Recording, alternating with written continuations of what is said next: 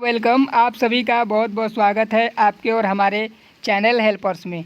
जैसा कि आपको थंबनेल से ही पता चल चुका होगा कि मैं कैसा बात करने वाला हूँ, किस टॉपिक पे बात करने वाला हूँ। जैसा कि आप लोग थंबनेल में देख पा रहे हैं कि मैंने यहाँ पे लिखा है कि कम नंबर पे आप एडमिशन कैसे ले सकते हैं। अगर आपका भी परसेंटाइल कम है तो आप किस प्रकार से एडमिशन ले सकते हैं और काउंसलिंग कैसे करें। अगर आपका परसेंटाइल कम है, 50-60 परसेंटाइल है या उससे भी कम है, तो आप किस प्रकार से काउंसलिंग करा सकते हैं और आप आसानी से कैसे एडमिशन पा सकते हैं, वो भी सेंट्रल यूनिवर्सिटी में और आपके मनपसंद कोर्स में, चाहे आपका कैटेगरी जनरल ही क्यों ना हो। सो इस वीडियो में मैं आपको कुछ सिंपल टेक्निक बताऊंगा जो निंजा टेक्निक है। आप आसानी से एडमिशन पा सकते हैं। इस तरीके से मैंने पिछली साल भी देखा था कि इस तरीके से एडमिशन काफ़ी सारे स्टूडेंट का हुआ था और बहुत सारे जो काउंसलिंग होता है जोसा का, उसमें भी अगर सही तरीके से कुछ स्टूडेंट काउंसलिंग करते हैं तो लो रैंक पे भी जेईई मेन वाले में, इंजीनियरिंग में हो जाता था। सो कुछ ट्रिक्स उसी प्रकार का मैं इस वीडियो में भी आपको बताने वाला हूं, लेकिन ये ट्रिक थोड़ा सा अलग होगा क्योंकि ये एग्ज़ाम भी अलग है और ये पहली बार हो रहा है। सो इस वीडियो में मैं आपको आगे ठीक तरीके से एकदम समझाऊँगा कि कैसे आप कम नंबर पाने पर भी एडमिशन ले सकते हैं। जैसा कि आप लोग जानते होंगे कि बहुत सारे जो स्टूडेंट हैं वो किसी न किसी कारण से उनका तैयारी ख़राब रह गया होगा या सडनली अनाउंस हुआ कि सीयूईटी एग्ज़ाम होगा, तो इस कारण से भी प्रिपरेशन पर भी कुछ असर पड़ता है। बहुत सारे रीज़न हो सकते हैं कि आपने पढ़ाई नहीं किया होगा, ढंग से तैयारी नहीं किया होगा, तो इस वजह से आपका परसेंटाइल कमज़ोर है। तो काफ़ी सारे स्टूडेंट मुझे कमेंट करके बता रहे थे कि सर मेरा 40 परसेंटाइल है, 60 परसेंटाइल ही है, तो मेरा क्या सब्जेक्ट में एडमिशन हो पाएगा।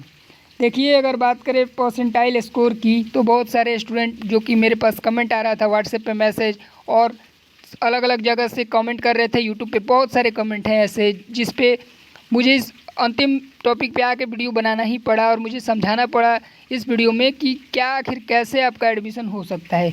सो अगर आपका कम मार्क्स है तो आप किस प्रकार से रजिस्ट्रेशन करें।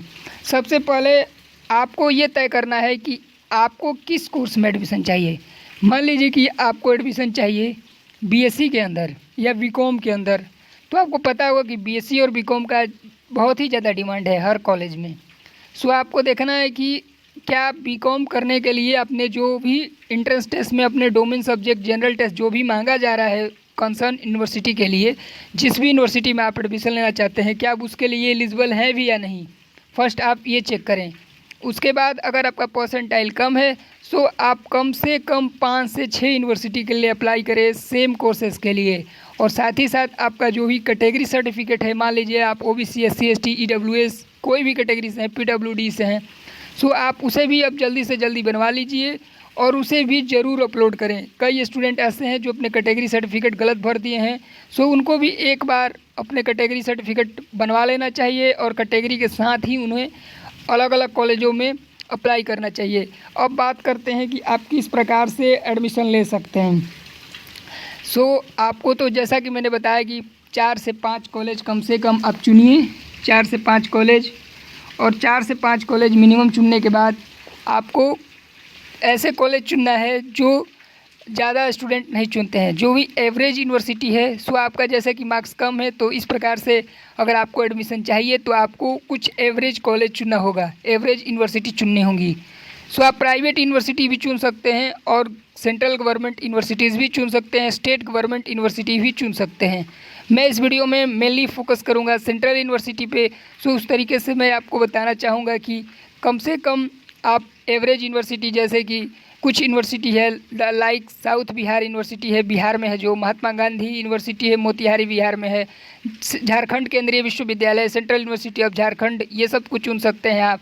Central university Himachal Pradesh, central university Jammu, central university आप चुन सकते हैं कश्मीर, और हेमवती नंदन बहुगुणा गढ़वाल यूनिवर्सिटी आप श्रीनगर में जो उत्तराखंड में स्थित है।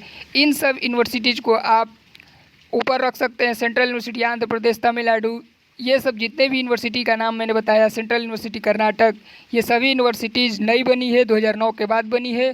कुछ यूनिवर्सिटी 2016 के भी बाद बनी है, तो इनमें आपका एडमिशन हो जाता है।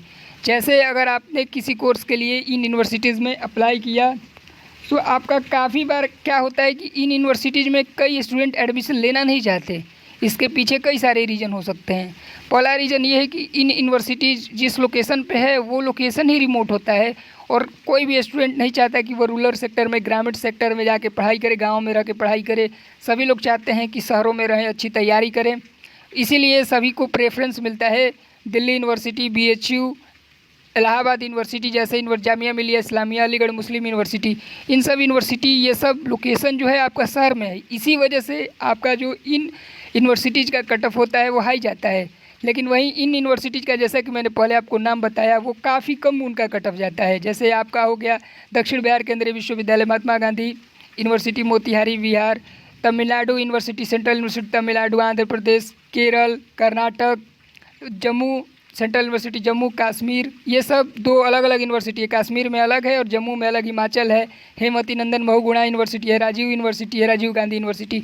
तो ये सब जितने भी एवरेज यूनिवर्सिटीज़ है, इनमें आपका एडमिशन आसानी से हो जाता है कि इनका लोकेशन जो होता है वो रिमोट होता है। रिमोट यानी कि ग्रामीण इलाकों में होता है और कोई भी स्टूडेंट ग्रामीण इलाकों में रहना नहीं चाहता है। इस वजह से आप इन कॉलेजों को अगर काउंसलिंग के लिए चुनते हैं तो आपका एडमिशन 100% कन्फर्म होने का चांस है। मैं तो कहता हूँ कई यूनिवर्सिटीज़ इन लोकेशन पे ऐसी भी हैं जिनका सीट भी पूरी तरह से फिल नहीं होगा। और मान लीजिए कि आपका कैटेगरी आपने अगर गलत डाल दिया है, जनरल ही रख दिया है, तो उस केस में आपको कुछ प्राइवेट कॉलेजों को भी चुनना है। अगर आप अपना ईयर बर्बाद नहीं करना चाहते हैं तो उस केस में आप कुछ प्राइवेट कॉलेजों को भी चुन सकते हैं। उसमें भी आपका एडमिशन, चाहे आपका 10 परसेंटाइल ही क्यों ना हो, उन सबको आपका एडमिशन हर हाल में वह कहीं ना कहीं हो ही जाएगा। सो मैं इस वीडियो में आपको एक बात कहना चाहूँगा, एक सलाह देना चाहूँगा कि आपको निराश नहीं होना है। आपका किसी न किसी यूनिवर्सिटीज़ में एडमिशन हर हाल में हो जाएगा।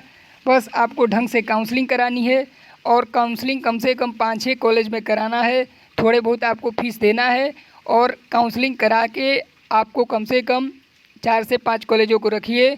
और आप एक बात का ध्यान रखिए कि आपका जितने भी जो भी कोर्स आपने सेलेक्ट किए हैं, एक बार एलिजिबिलिटी भी उसका चेक कर लीजिए कि आप एलिजिबल हैं या नहीं। ऐसा ना हो कि आप एडमिशन के लिए अप्लाई कर दे, रजिस्ट्रेशन कर दे और बाद में पता चले कि आप एलिजिबल ही नहीं है, तो उस स्थिति में आपका एडमिशन रिजेक्ट हो जाएगा और आप एडमिशन नहीं ले पाएंगे। तो इन सारी बातों को आप ध्यान में रख के आपका एडमिशन 100% कन्फर्म हो जाएगा।